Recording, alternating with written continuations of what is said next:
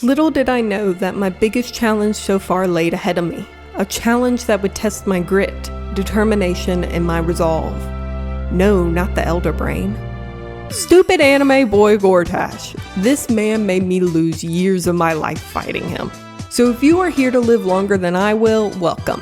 In this video, I will share my tips and tricks for defeating Gortash in his place of hell.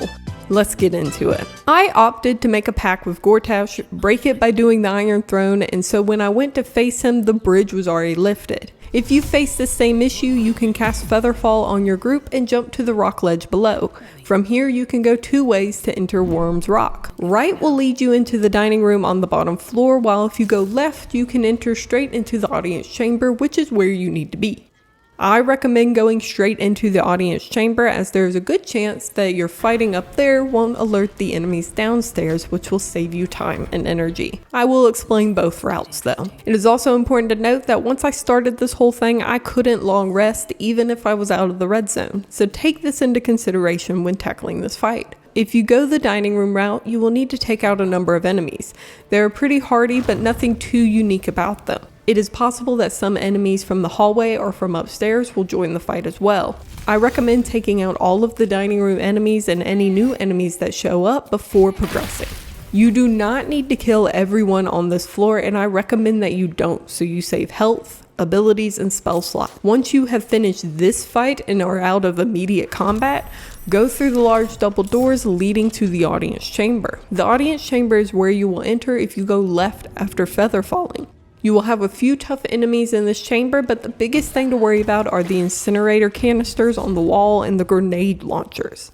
The incinerator canisters look like this and are placed in multiple locations. If you see this red radar line, that shows the range of fire damage the canisters will do at the end of the round. You can destroy these, but they will explode on impact. I recommend Ray of Frost since it is a cantrip, long range, and the canisters are vulnerable to cold damage. The grenade launchers are similar, but they are much higher on the wall and have a large range to shoot the grenades. In my experience, they don't act on a single turn and instead shoot when enemies move in its range. If you move twice in a round, it might shoot a grenade at your feet twice in a round. The grenades are these little bombs on the floor and will explode when it reaches their turn or experience some kind of damage. And these grenades are very hurtful. My recommendation for dealing with these is to either pocket them or throw them back as soon as you see them.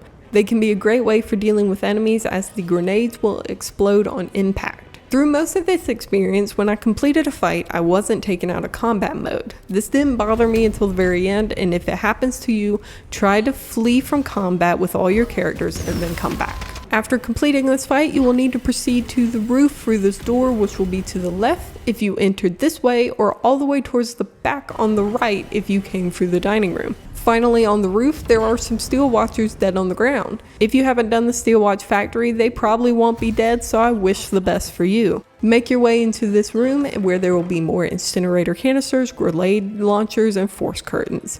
If you can, just run past them and avoid them as best you can. It is not worth it. Gortash is in the next room, and he and the guards won't do anything until you attack. In my experience, fighting Gortash absolutely sucked. There's a lot going on in this fight and requires you to be pretty alert. Gortash will first encase himself in a bubble, which basically makes him invulnerable to elemental damage.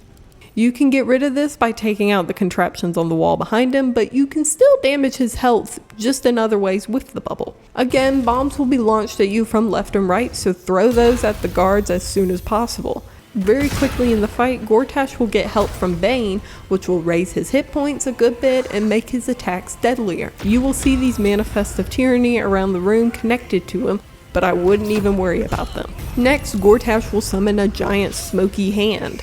When it reaches the hand's turn, it will slam down on the ground and smash whatever is underneath it.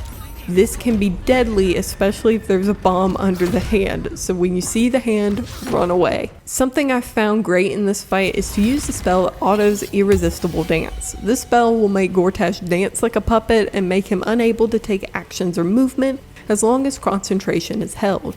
This is great for getting an advantage on attacking him. For this fight, I recommend taking at least Karlach and a spellcaster like Gale. Karlach is great to have since it's part of her story, but also because she is a massive damage dealer. If you can lock her in combat with Gortash, the fight gets a little bit easier. Someone like Gale is great for dealing crowd control. I also recommend health potions, as well as the potion of angelic slumber if you find that you need a long rest in the middle of this whole encounter. After the fight is done, you should have 2 cutscenes if you have Karlach with you. One cutscene will be with your character when you take Gortash's netherstone. The second cutscene will happen when you take Karlach to look at Gortash's body. If you are stuck in combat and not getting these scenes, try having everyone flee to camp and then come back. That is what fixed it for me and saved me a lot of time and stress. And with that, those are all my tips and tricks on how to assault Wyrm's Rock and defeat Gortash. This is only the way I did it, so please leave your experience as well as tips and tricks down below. As always, thanks for watching and good luck on your adventures.